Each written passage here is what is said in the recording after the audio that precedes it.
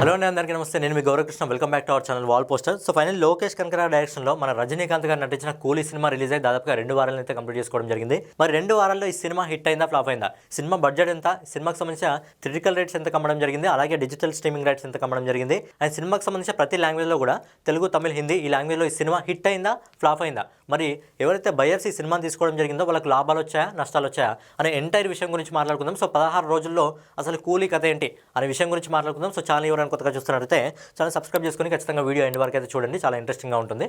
So ముందుగా మనము కూలీ మూవీకి సంబంధించి బడ్జెట్ గురించి మాట్లాడుకున్నట్లయితే ఈ సినిమా బడ్జెట్ వచ్చేసి దాదాపుగా 375 కోట్ల రూపాయలు. సినిమా బడ్జెట్ వచ్చేసి 375 కోట్ల రూపాయలు. అండ్ ఈ సినిమాకి సంబంధించి ఏవైతే డిజిటల్ రైట్స్ ఉంటాయో ఆ డిజిటల్ రైట్స్ని కళానిధి మారన్ దాదాపు 120 కోట్ల రూపాయలకు సేల్ చేయడం జరిగింది. ఆ తర్వాత ఈ సినిమాకి సంబంధించిన శాటిలైట్ రైట్స్ ఏవైతే ఉంటాయో శాటిలైట్ రైట్స్ దాదాపు 90 కోట్ల రూపాయలకు సేల్ చేయడం జరిగింది. అలాగే తర్వాత ఏవైతే మ్యూజిక్ రైట్స్ ఉంటాయో అనిరుద్ధ్ గారు మంచి మ్యూజిక్ ఇవ్వడం జరిగింది, దాదాపు 20 కోట్ల రూపాయలకి సేల్ చేయడం జరిగింది. సో ఎవరైతే ప్రొడ్యూసర్ ఉన్నారో ప్రొడ్యూసర్ బడ్జెట్ వచ్చేసి 375 కోట్లు. సో 375 కోట్లు ఈ సినిమాకి సంబంధించిన డిజిటల్, శాటిలైట్ ఇంకా మ్యూజిక్ రైట్స్ 3 కలిపి దాదాపుగా సినిమా రిలీజ్ ముందే 230 కోట్ల రూపాయలని తన ఖాతాలో వేసుకోవడం జరిగింది కళానిధి మారన్. సో సినిమాకి సంబంధించి అప్పుడే అయిపోలేదు, సినిమాకి సంబంధించి థియేట్రికల్ రైట్స్ ఉంటాయి కదా. సో మెయిన్ గా థియేట్రికల్ రైట్స్ 3 లాంగ్వేజ్ల గురించి మాట్లాడుకుందాం. మన తెలుగు, హిందీ ఇంకా తమిళ్ ఈ 3 లాంగ్వేజ్ల గురించి మాట్లాడుకున్నట్టయితే ముందుగా మెయిన్ తెలుగులో రజనీకాంత్ గారికి ఎంత ఫ్యాన్ ఫాలోయింగ్ ఉందో మన నాగార్జున గారు కూడా ఉన్నారు కాబట్టి ఈ సినిమాకి సంబంధించిన థియేట్రికల్ రైట్స్ వచ్చేసి దాదాపు 40 కోట్ల రూపాయలకి తీసుకోవడం జరిగింది తెలుగుకు సంబంధించిన థియేట్రికల్ రైట్స్. అలాగే ఈ సినిమాకి తర్వాత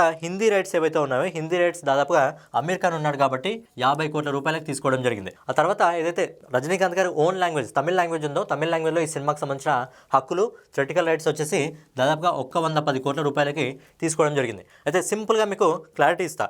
సో ఏంటంటే అలాగే ఓవర్సీస్ మార్కెట్లో కూడా ఈ సినిమాకి సంబంధించిన రైట్స్ అనేది దాదాపు 85 కోట్ల రూపాయలకు సేల్ కావడం జరిగింది. సో ఇప్పుడు నేను చెప్పేది ఎంటైర్గా అనమాట. సో ఎంటైర్ థియేట్రికల్ రైట్స్ అన్ని లాంగ్వేజ్లో కలిపి ఓవర్సీస్ మార్కెట్తో కలిపి ఎంటైర్ ఈ సినిమాకి సంబంధించిన థియేట్రికల్ రైట్స్ వచ్చేసి దాదాపుగా 332 కోట్ల రూపాయలకి సేల్ చేయడం జరిగింది. అంటే సినిమా రిలీజ్కి ముందే బడ్జెట్ వచ్చేసి 375 కోట్ల రూపాయలు. ఏవైతే రైట్స్ ఉంటాయో ఈ రైట్స్ అన్ని కలిపి 230 కోట్ల రూపాయలు. అలాగే టోటల్ థియేట్రికల్ రైట్స్ అన్ని లాంగ్వేజ్లో కలిపి 332 కోట్ల రూపాయలు. సో ఓవరాల్గా సినిమా రిలీజ్కి ముందే దాదాపుగా 562 కోట్ల రూపాయలని వసూలు చేసింది.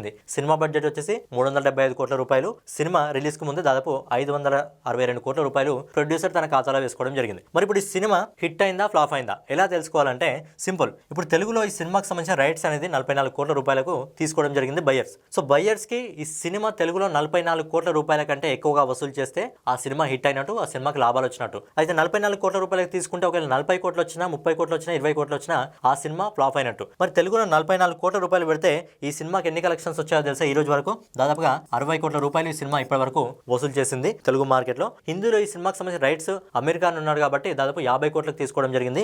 కానీ ఈ సినిమా హిందీలో ఇప్పటి వరకు కేవలం 33 నుంచి 35 కోట్ల రూపాయలు మాత్రమే వసూలు చేసింది.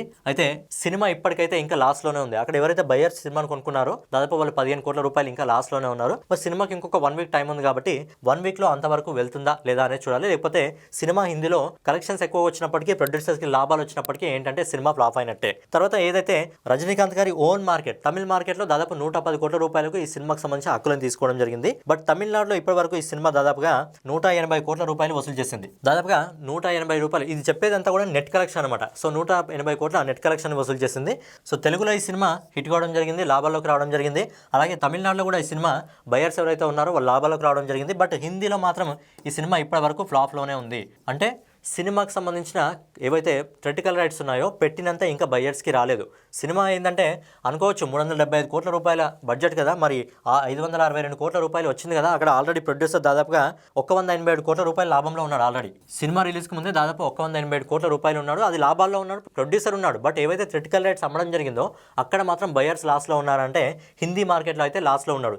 సరే ఓవర్సీస్ మార్కెట్లో ఈ సినిమాకి సంబంధించి దాదాపుగా 85 కోట్ల రూపాయలకు ఈ సినిమాకి సంబంధించిన థియేట్రికల్ రైట్స్ సేల్ కావడం జరిగింది. మరి ఓవర్సీస్ మార్కెట్లో ఈ సినిమాకి ఇప్పటి వరకు దాదాపుగా 170 కోట్లకు పైగా వసూలు చేసింది. అంటే ఈ సినిమా ఓవర్సీస్లో డబుల్ లాభాలు తీసుకొచ్చింది. అంటే బయ్యర్స్ ఎవరైతే ఈ సినిమాని తీసుకున్నారో ఓవర్సీస్ మార్కెట్లో వాళ్ళకు పెట్టిన దానికంటే డబుల్ వచ్చింది. అంటే 20 కోట్లు పెడితే 40 కోట్లు వచ్చింది. కాబట్టి ఈ సినిమా ఓవర్సీస్ మార్కెట్లో హిట్, తెలుగులో హిట్, అలాగే తమిళ్లో హిట్, మిగతా లాంగ్వేజ్లో కూడా హిట్. కాకపోతే హిందీలో ఫ్లాప్ అనమాట. ఎందుకంటే హిందీలో అప్పటికి వార్ 2 సినిమా నడుస్తుంది, వార్ 2తో కాంపిటీషన్ వచ్చింది కాబట్టి అక్కడ కలెక్షన్స్ ఎక్కువగా రాలేదు. సో వార్ 2 అనేది అక్కడ మనకు హిందీలో హిట్ అయింది, అలాగే ఇక్కడ కూలీ అనేది హిందీలో ఫ్లాప్ అయింది. అదే రివర్స్ చూసుకుంటే తమిళ్లో ఈ సినిమా హిట్ అయింది, తమిళ్లో ఆ సినిమా ఫ్లాప్ అయింది. సో ఎంటర్గా ఇదనమాట. దాదాపు సినిమా బడ్జెట్ వచ్చేసి 375 కోట్ల రూపాయలు.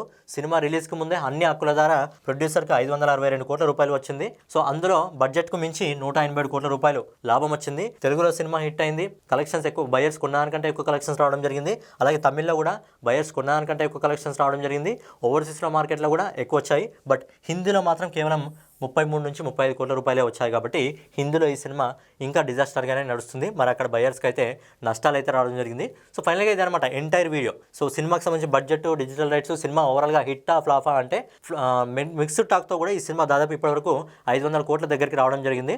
బట్ హిందీ లాంగ్వేజ్లో మాత్రం బయర్స్కి అయితే నష్టాలు అయితే తెచ్చింది. సో దాన్ని బట్టే మనం కంపేర్ చేస్తాం అనమాట. సినిమా రిలీజ్ అయ్యి ఎంత వసూలు చేసిందనే విషయం కాదు, సినిమాకి సంబంధించి ఎవరైతే క్రిటికల్ రైట్స్ని బయర్స్ కొన్నారో వాళ్ళకి లాభాలు వచ్చాయా, నష్టాలు వచ్చాయా, దాన్ని బట్టి ఒక లాంగ్వేజ్లో సినిమా హిట్టా ఫ్లాఫా అనేది చెప్పడం జరుగుతుంది. సో ప్రజెంట్ అయితే కూలీ సినిమా హిందీలో ఇంకా ఫ్లాప్ పొజిషన్లో ఉంది. ఇంకో వారం టైం ఉంది కాబట్టి వారం టైంలో ఈ సినిమా మరి 50 కోట్ల వరకు హిందీలో కలెక్ట్ చేస్తే ప్రొడ్యూసర్ పెట్టిన దానికంటే 10 రూపాయలు పెడితే 10 రూపాయలు వచ్చినట్టు, అందులో లాభ నష్టాలు ఏముండయి. బట్ ఈ లెక్కన చూస్తే ప్రజెంట్ అయితే ఫ్లాప్లో ఉంది. సో ఫైనల్గా ఇదనమాట కూలీ సినిమాకి సంబంధించి ఎంటైర్ వీడియో. సో వీడియో మీకు నచ్చినట్లయితే ఖచ్చితంగా లైక్ చేసి, కామెంట్ చేసి, సబ్స్క్రైబ్ చేసుకొని బెల్ ఐకాన్ అయితే ఆన్లో పెట్టుకోండి.